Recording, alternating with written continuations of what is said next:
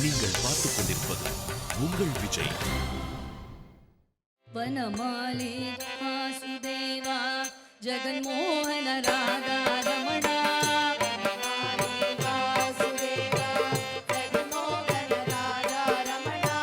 வனமாலி வாசுதேவா ஜெகன்மோகன ராதா ரமணா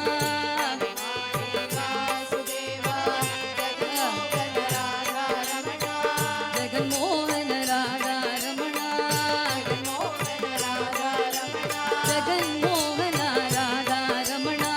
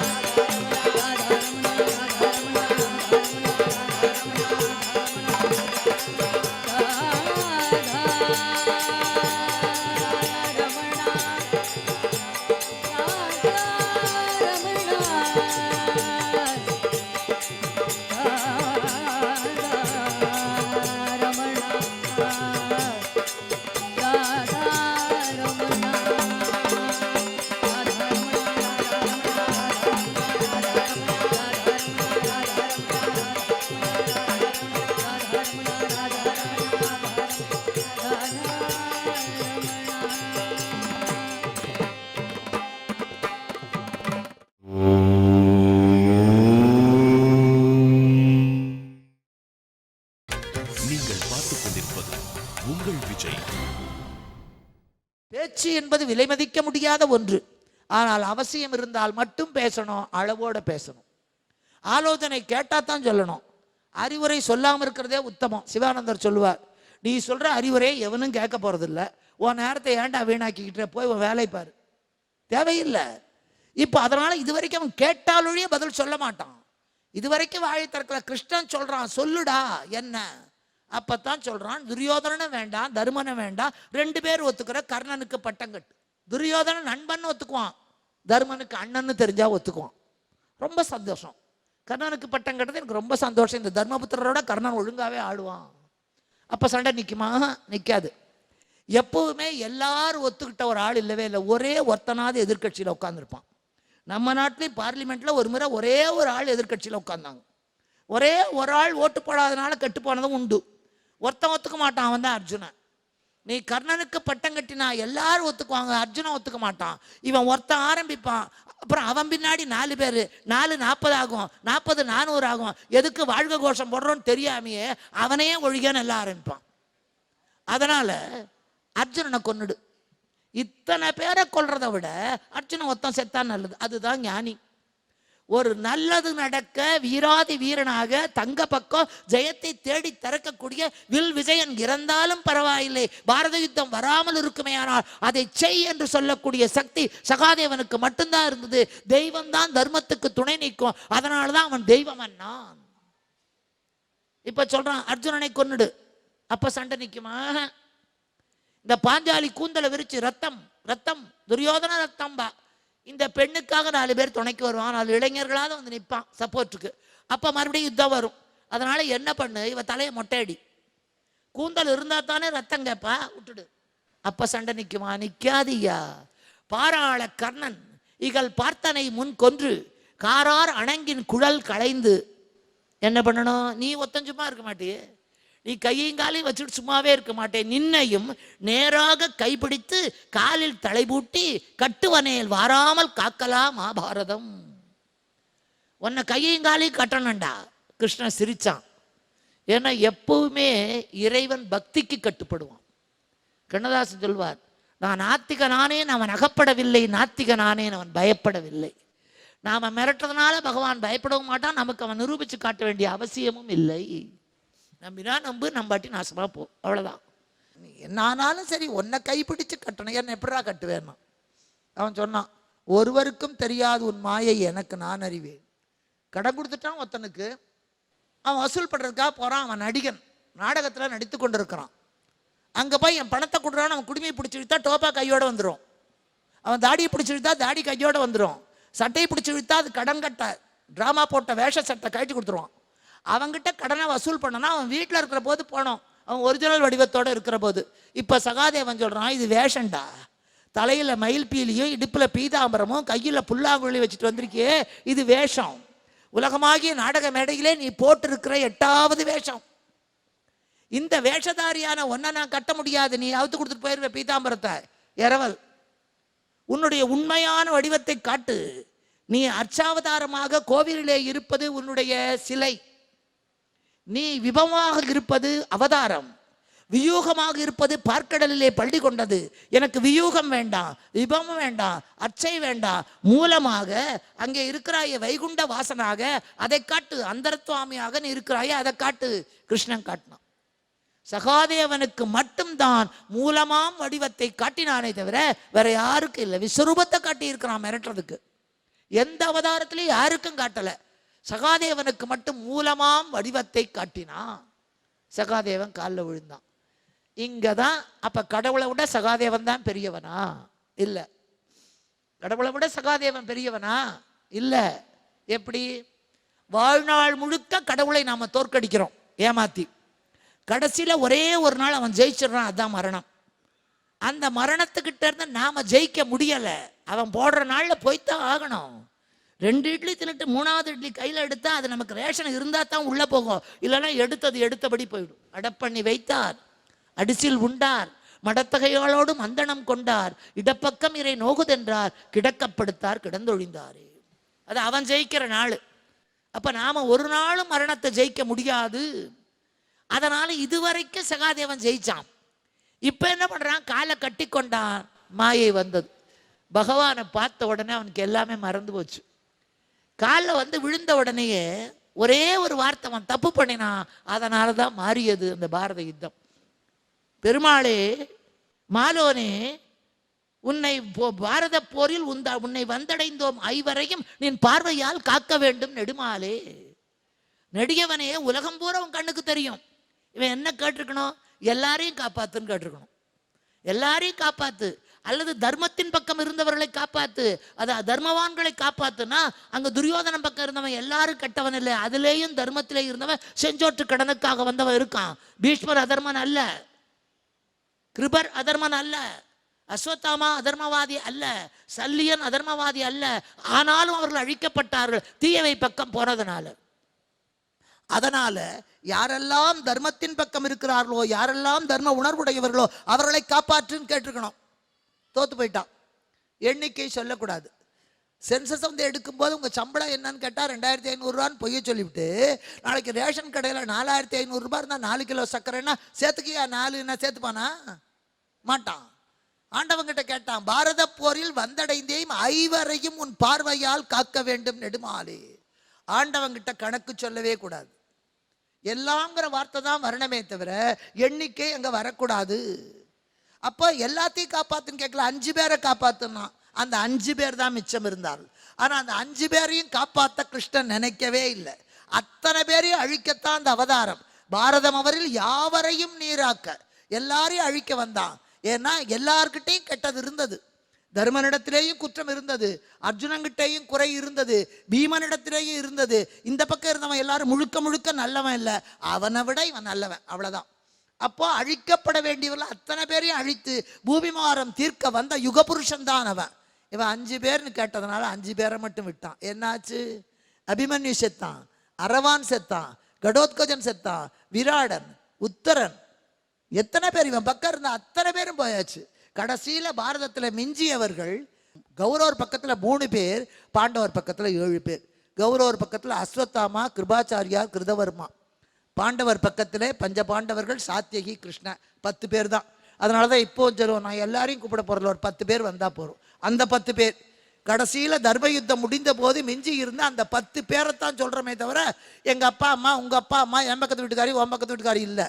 10 பேர் என்பது அந்த யுத்தத்திலே கடைசியிலே கண்ணனாலே மிச்சம் வைக்கப்பட்ட தர்மாத்மாக்கள் 10 பேர் வந்தா போறோம். நல்லவன் 10 பேர் வந்து ஆசீர்வாதம் பண்ணா போறோம். 10,000 பேர் வந்து தின்னுபிட்டு வைத்தறிச்சல் படுறது வேண்டாம். அதான் சொல்லி கொடுத்தான்.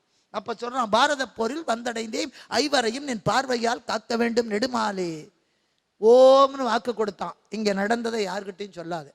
அவன் ஒரு லிஸ்ட் கொண்டு வந்துருவான். நீ 8 பேரை காப்பாத்து, 5 பேரை காப்பாத்துன்னு முடியாது. சகாதேவா சொல்லாதே, வந்துட்டான். அந்த கண்ணபெருமானுடைய எண்ணத்தையே, அத்தனை பேரையும் அழிக்க வேண்டும் என்று இருந்ததையே இவன் ஆணிவேராக நின்று கண்ணன் என்ற மரத்தை இந்த பக்கம் சாய்த்து விட்டானே. 5 பேரை காப்பாத்த ஆணிவேராக நின்று இந்த தர்ம யுத்தத்திலே கிருஷ்ணனையே முடிவெடுக்க தூண்டியவன் சகாதேவன். அதனாலதான் கடைசியில யுத்தத்திலேயும் நாம செத்து போறது துக்கம் இல்லை, நிம்மதி. வாங்கின கடனை தர வேண்டாம், பிரச்சனையே இல்லை. ஆனால் நம்மை சேர்ந்தவர்கள், நெருங்கியவர்கள், அன்பானவர்கள் இறந்தா அதுதான் தப்பு. அந்த பெரிய தண்டனை கிடைத்தது. நரகம் என்ற வார்த்தை வேதத்தில் இல்லை. மறுபடியும் பிறக்கிறது தான் பெரிய தண்டனை. அதனாலதான் எல்லாரும் பிறவாமை வேண்டும், பிறவாதிருக்க வரம் வேண்டும் கேட்டதே. இப்ப அதே மாதிரி இங்கேயும் மிகப்பெரிய தண்டனையாக துரியோதனனுக்கு ராவணனுக்கு என்ன கிடைச்சது? அவங்கள முதல்ல அழிக்கல. முதல் நாள் போரிலே ராவணனோ சூரபத்மனோ துரியோதனனோ அழியல. எல்லாரும் செத்து, புள்ள செத்து, தம்பி செத்து, மாப்பிள்ளை செத்து, எல்லாரும் செத்து, அத்தனை துக்கத்தையும் பார்த்து போனா போருண்டா என்று அவனே துடிச்சுத்தான் செத்தானே தவிர சந்தோஷமா சாகல.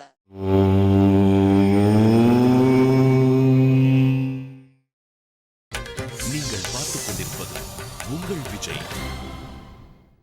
துரியோதனனுக்கு கடைசி சாவு எப்ப அவனுக்கு துடிப்பு வந்தது? சகுனி செத்த போது. சகுனி இருக்கிற வரைக்கும் மறுபடியும் ஜெயிச்சிருவான்னு நினைச்சான். ஆனா அந்த விருட்சத்தினுடைய ஆணி வேற சகாதேவன் தான் வெட்டினா. சகுனியை ஓட ஓட துரத்தி வெட்டிய பிறகுதான் அது வரைக்கும் நிமிர்ந்து நின்ன துரியோதன தளர்ந்து போயிட்டான். சமந்த பஞ்சக மடுவிலே போய் ஒளிந்து கொண்டு செத்தவரை எழுப்பதற்காக. புள்ள செத்த போது நினைக்கல, தம்பிகள் செத்த போது நினைக்கல, சகுனி செத்த போது துடிச்சான்.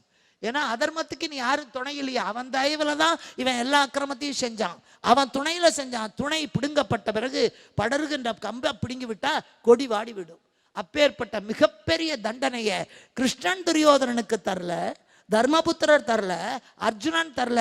அதர்மத்தினுடைய ஆணி வேரை அழித்து அதர்மத்துக்கு மிகப்பெரிய அடியை தந்தவன் சகாதேவன். அதனால அவதார புருஷனாகிய கண்ணனுடைய எண்ணத்தையே மாற்றி எல்லாரையும் அழிக்க வந்தவனை கொஞ்சம் பேரையாவது காப்பாற்ற வைத்து வழிமாற செய்து தெய்வத்தையே கட்டுக்குள் வைத்த அந்த ஆணி வேறாக விளங்கிய சகாதேவன் தான் மகாபாரதத்தினுடைய மையமாக ஆணி வேறாக இருக்கிறான் என்று சொல்லி இதுவரையிலே சொன்னதை 2 நிமிஷத்திலே தொகுத்து சொல்லுகிறேன்.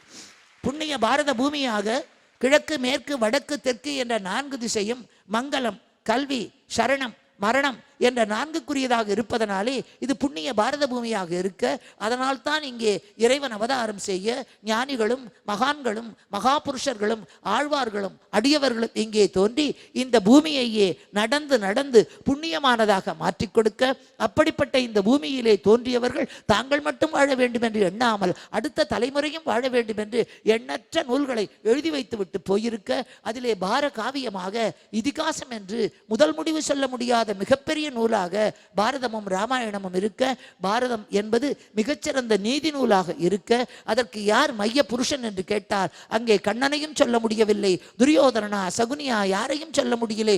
ஒவ்வொரு காலகட்டத்திலே ஒவ்வொருவர் இருந்திருக்கிறார்கள். ஆனால் அத்தனை பேரையும் இயக்கி அந்த பாரதத்திலே அதர்மத்தை அழித்து தர்மத்தை காக்க வந்த பரந்தாமனையே தன்னுடைய போக்குப்படி மாற்றி அனைவரையும் அழிக்காமல் ஐவரை மட்டுமாவது காப்பாற்ற வைத்து அந்த கண்ணபெருமானையே கட்டுக்குள் வைத்த காரணத்தினாலே, அந்த நடுமரத்தையே விருப்பப்படி வளைத்த காரணத்தினாலே பரமஞானியாக தெய்வமன்னானாக புகழறிய உணர்வுடையனாக திரளுடையவனாக விளங்கிய அந்த சகாதேவன் ஆணிவேராக பாரதத்திலே விளங்குகிறான். அவன் வருவது கொஞ்ச நேரம், பேசுவது கொஞ்சம்தான், ஆனால் அதுதான் நிறைவானதாக இருக்கிறது.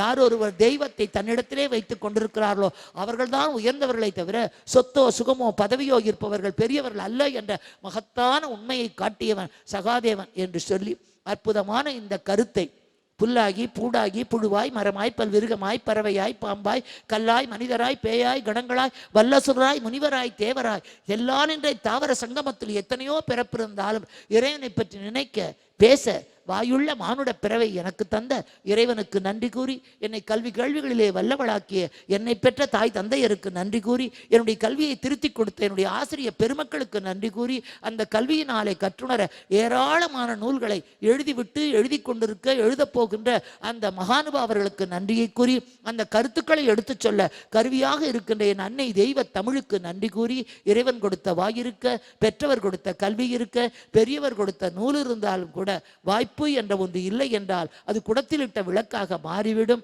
பாடத் தெரிந்தவன் தனியாக பாடலாம், ஆடத் தெரிந்தவன் அறைக்குள்ளே தனியாக ஆடலாம், பேச தெரிந்தவன் தனியாக பேசினால் பைத்தியம் என்ற பெயர் கிடைக்கும். அதற்கு ஒரு மேடை வேண்டும். தெய்வ நலம் கமழுகின்ற இந்த மேடையிலே என்னையும் ஒரு பொருட்டாக கருதி அற்புதமான வாய்ப்பை தந்த விஜய் டிவியினருக்கும் என்னுடைய மகத்தான நன்றியை காணிக்கையாக்கி, வாய்ப்பை அவர்கள் தந்தார்கள், வாயை இறைவன் தந்தார், நூலை வியாசர் தந்தார்.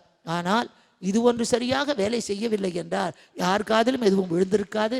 கேட்பதற்கு நீங்கள் இல்லை என்றால் இது வானொலி சொற்பொழிவாக மாறியிருக்கும். அப்படி இல்லாமல் இவ்வளவு நேரம் யாரோ பெற்ற பெண்ணான என்னுடைய முற்றாத மழலையை இருந்து கேட்ட உங்களிலே அறிவிலே பக்தியிலே ஞானத்திலே பெரியவர்களை மானசீகமாக பாதம் தொட்டி வணங்கியும், எனக்கு இணையானவர்களை தோளோடு தோள் நின்றும், என்னை விட இளையவர்கள் பல்லாண்டு பல்லாண்டு வாழ்க என வாழ்த்தியும் என் நன்றியை உங்களுக்கு காணிக்கையாக்கி, இத்தனைக்கு மேலாக இது சரியாக வேலை செய்யவில்லை என்றால் யார் காதிலும் ஒரு வார்த்தையும் விழுந்திருக்க முடியாது.